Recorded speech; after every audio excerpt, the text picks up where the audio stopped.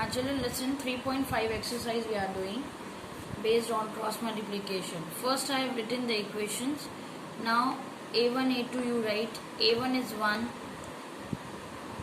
b1 is minus 3, c1 is minus 3, a2 3, b2 minus 9, c2 minus 2. पहले बेटा हम सबसे पहले निकालेंगे कि इनकंसिस्टेंट है कि कंसिस्टेंट है by the ratios a1 upon a2, b1 upon b2, c1 upon c2. हमने क्या देखा कि हमारी तीनों रेशियोज जो है वो सेम नहीं है, यानी a1 a2 is equal to b1 b2 आ रहा है बट c1 के इक्वल नहीं आ रहा है. सो इसका मीनिंग क्या है, ये क्या दर्शाता है हमें, ये हमें दर्शाता है कि पैरेलल लाइंस है. ये क्या बताता है हमें कि लाइंस कैसी हैं, पैरेलल हैं. और जब लाइंस पैरेलल होती हैं तो हमारे पास कोई भी सोल्यूशन नहीं होता है.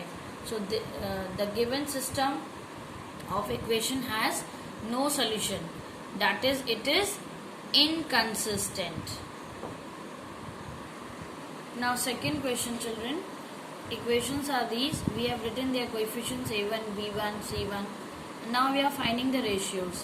So after finding the ratios, we observe that कि a1 upon a2 is not equals to b1 upon b2. और जब ये condition होती है यानी the given system of equations has a unique solution, तब हमारे पास वहाँ पे unique solution मिलेगा.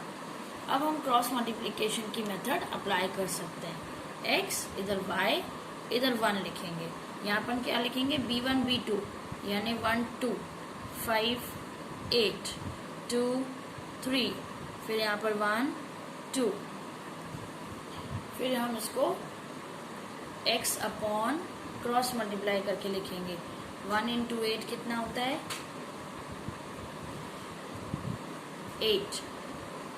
तो 8 माइनस 5 2 जा 10.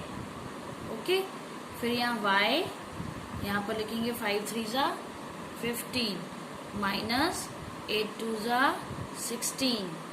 उसके बाद 1 अपॉन ये 2 2 जा 4, फिर 1 3 जा 3, 4 माइनस 3 आएगा. अब आप देखो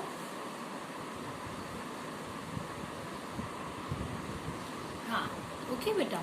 अब हम एक चीज ऑब्जर्व करें, इन इक्वेशंस में हमारे कॉन्स्टेंट्स क्या थे, इक्वल टू के बाद लिखे हुए थे. ठीक है, जब इक्वल टू के बाद लिखे होते हैं कांस्टेंट, तब हम क्या लेते हैं, 1 की जगह पे -1 लेते हैं. ठीक है, -1 लेते हैं. अब आप देखो कितना आएगा, x अपॉन यहाँ -2 आया, y अपॉन -1 यहाँ -1 upon 1.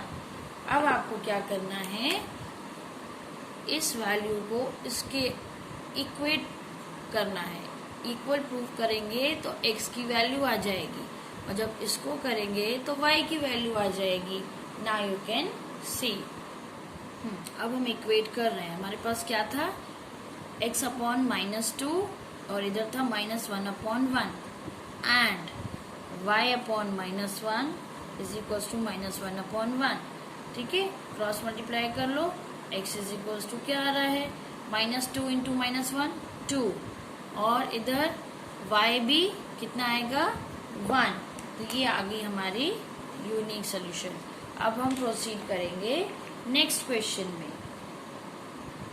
Now see third one children. I have written the coefficients a1, a2, b1, b2, c1, c2, and we are getting that their ratios are all three are equal.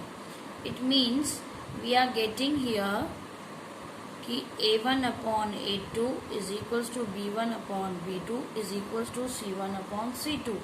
So the system of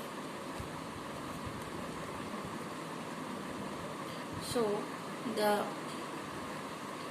given system of equations has infinitely many solutions.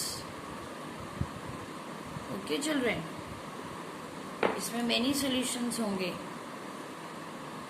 Now we'll do the fourth one. Children, now see fourth one. I have written the equations और A1 A2 B1 B2 C1 C2 भी लिख लिया. उसमें आप देखिए A1 A2 का ratio 1/3 है, B1 B2 का 1 है. क्लियरली ये दोनों इक्वल नहीं है. इसका मतलब क्या हुआ, वहां पर हमारे पास क्या है, यूनिक सोल्यूशन एग्जिस्ट करेगा.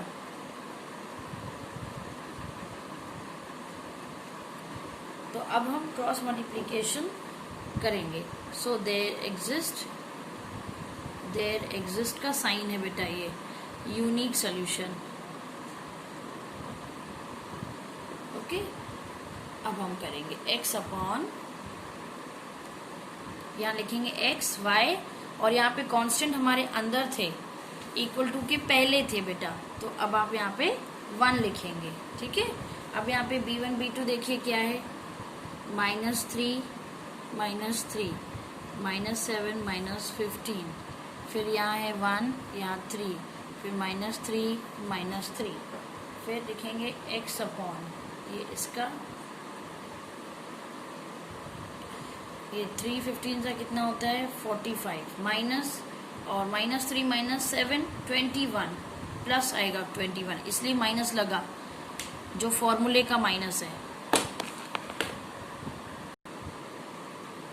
Now y upon 7 into 3 minus के साथ है तो -21, फिर ये फॉर्मूले का माइनस लगेगा, फिर ये -15 1 जा -15 आएगा तो माइनस और ये माइनस प्लस, फिर ये 1 अपॉन 1 3 जा -3, फिर ये तो माइनस प्लस 9, फिर x अपॉन क्या आया, 45 में से 21 गया 24, ये क्या -6 और ये बचा 1/6. अब किसको इक्वेट करोगे आप, इसको करेंगे कांस्टेंट के इक्वेट करेंगे, कांस्टेंट को वेरिएबल के इक्वल लाएंगे तब हमारी वेरिएबल की वैल्यू आएगी. तो ये आया. क्रॉस मल्टीप्लाई जब करोगे तो y की और x की वैल्यू आ जाएगी. पहले ऐसे इक्वेट करना है. ठीक है. ये x इक्वल्स टू कितना आ जाएगा 24/6 और y is equals to -6/6. Solve करेंगे 6 1 जा 6 4 जा, x की वैल्यू 4 आई, y की वैल्यू -1 आएगी. ओके. तो हमारा ये क्वेश्चन 1 यही सॉल्व होता है.